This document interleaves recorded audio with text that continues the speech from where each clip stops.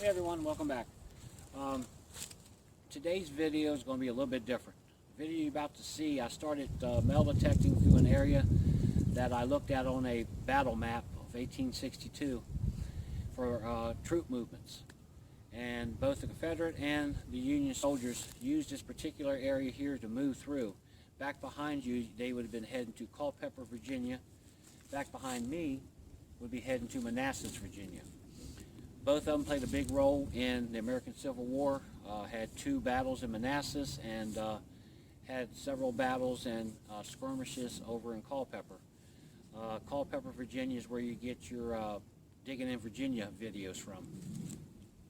So a lot of history that way too. Like I said, I had to abruptly stop my metal detecting in this particular area right here, and I'll explain why in the video. But I brought you out to start this video on to ask you guys a favor. If you wouldn't mind trying to watch all the way through the video, I think it's maybe like 8 minutes to 9 minutes long. It shouldn't be no longer than 10 minutes, hopefully, even including this part. At the end, I describe how we could play a big role as being a metal detectorist, and it's not just out here preserving history, but we can preserve other things by seeing stuff that normal people don't get a chance to see because they're not out here roaming around like we are. So yeah, just check into this video, try to watch it all the way through. I know I have a bad habit of skipping through long videos, just to see all the finds and stuff. But I ask a favor on this particular video, if you wouldn't mind trying to watch all the way through.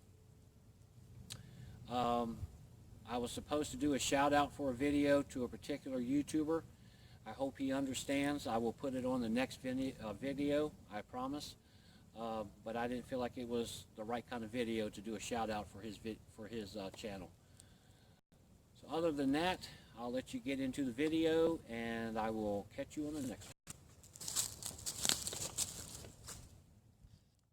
Everyone, welcome back. I started metal detecting back up in there, and you see that black spot back there. That's my bag, and I'm in an area where troops had marched through here, and so I figured I'd come in here and just look around and see what I could find. But I stumbled into an area where I am going to not metal detect, and I'll explain that here in just a minute. But let's take a look at this tree here. This is what brought me down into this flat area here. I seen all this bark off the tree, and I was trying to figure out what's going on here, and I still really haven't figured it out. But there's a whole lot of woodpecker holes, as you can tell, that's in this tree, and I'm not sure if that's what it's from or not. I've seen trees marked up like this, like bears, but I mean, it goes all the way up the tree, and as you can see, the tops broke out from the ice storms that we've had, windstorms. But let me know what you think it might be. I mean, it's going all the way up the sides of the trees, and then the bark is on the back. And I thought maybe, by banging on the tree, but this bark is pretty tight to the tree. So I really don't know what's going on here. I don't know if it got struck by lightning, but it should have some burnt marks or something in it, maybe. I don't know. Let me know what you think about that. It's got me boggled here. Look at all the bark on the ground. Holy cow. Man, I ain't never seen nothing like that. Alright, let's get back to why I'm leaving this spot here. I noticed this spot down here is pretty flat, and where I'd been digging at back there had been kind of hilly a little bit, and I always like to try these flat areas because that's where you might find your homesteads. Well, I start coming down through here with my metal detector and hit a few square nails and a couple pieces of random iron, and I started to notice that there was dips in the ground. Well, when you see that, it could, be, a lot of things. It could be, Ground just sinking. Could be sinkholes getting ready to start in your ground, and where caves underneath your ground and stuff like that. But so I put my metal detector up against a tree and I started panning this area, just walking around looking, because I have seen this type before and they turned out to be graves, and this is exactly what this has turned out to be, and I'll show you. And I am not going to be digging in graves. That's not what I'm out here for. I don't know if this could be where they buried Confederate soldiers in here that's laid out in the fields and stuff. I looked on the maps and pretty much this was open field back during the war. It's just grown up over the years. But I mean, this could be Confederate soldiers laying in here, because I know the Union went back and got their dead after battles and stuff. But upon looking some more, I have found over 30 of these type graves. Now, here's one that's right here. Here's a footstone, I believe, because there's the headstone. No writing on it whatsoever. This camera probably don't do it justice, but you can see the dip in the ground where it's sinking. And there's tons of areas in here where the ground, you see all these dips in the ground but no stones, and I just don't want to be in here digging and dig somebody up. I don't know how deep they put them back in the day, but I'm not going to take that chance. Let's walk over here and take a look at another one.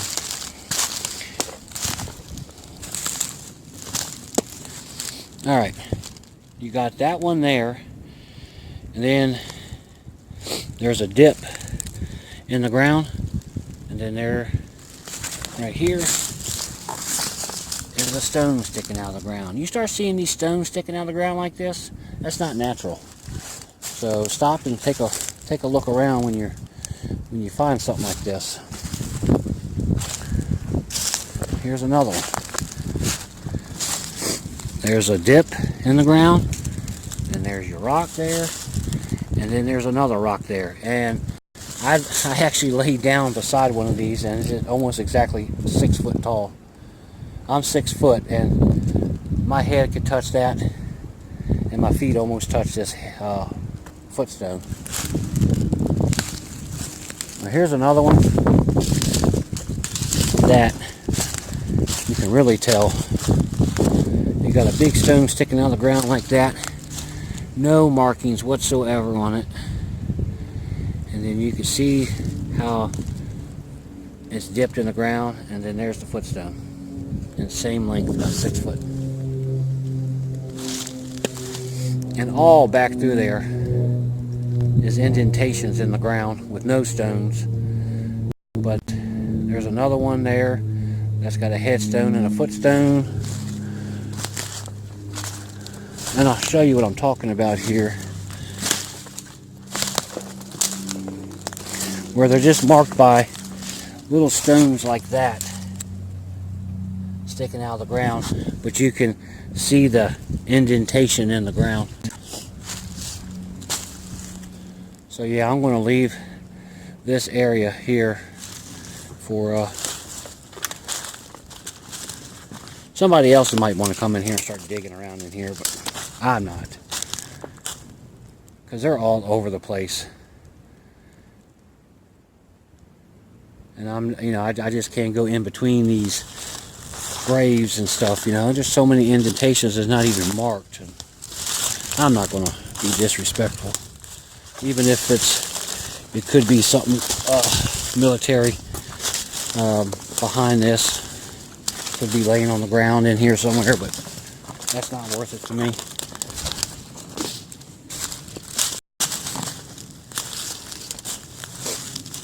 Now, if this is not a military cemetery out in the woods where they bury Confederate soldiers and stuff, like I was getting back to say that the Union went back and got their dead, but the Confederates didn't have the money and resources to go back and find every soldier that died on a farm. And usually the farmer buried them. Had their slaves out here in the South bury the bodies. So this, I mean, very well could be it. But also it could be a potter's field. Now, a potter's field is a burial place for the unwanted. Criminals, indigenous people, slaves, and also farmhands. This was big farm time country up here, and a lot of your farmhands back in the 1800s were immigrants, and they, half the time the farmers didn't even know where they were from. They just walked up on the farm and asked for a job and cheap wages for the farmer, and he'd hire them, and they get caught up in a piece of machinery or something maybe, or die of a heart attack or something, and the farmer would just never know where to send their body back, so he'd take them up into the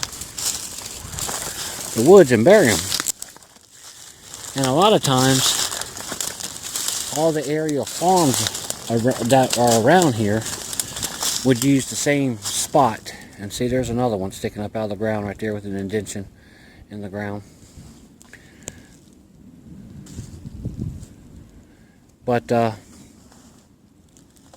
lot of times that they would just take them back up here. See, here's another indentation in the ground right there. Like I said, this camera don't really show it, but I can see it with my eyes. But yeah, they would take the immigrant farmhand, take him back here in the woods and bury him, and it's sad because the family members would not even know about it, because the farmer probably didn't even know how to contact the family. So they died alone without family members being around and stuff. It's sad, but that was the way of life back then. Alright guys, I'm going to get off of here. I'm getting ready to go and start another video to this video, but I'm going to make it separate. I feel like this deserves its own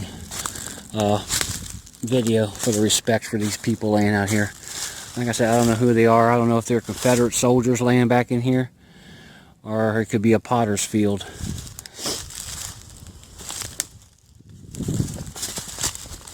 But man, this was a nice area to be down here metal detecting, nice and flat and stuff like that. But, and like I said, you could come around here and probably find something, but I'm not going to do it.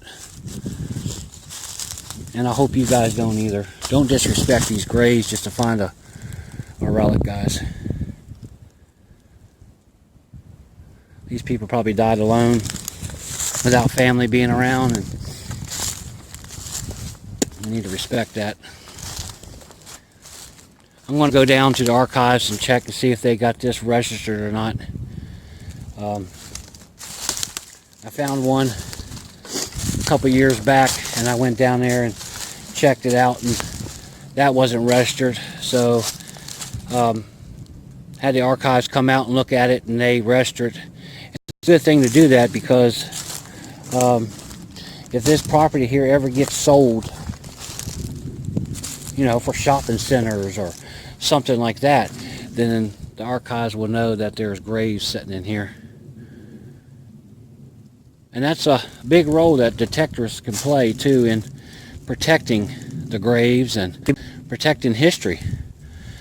You know, if my family member was buried in here, I wouldn't want somebody coming in with a bulldozer digging them up. That's for sure. Just because it's not marked on the maps or in the books doesn't mean it don't deserve respect.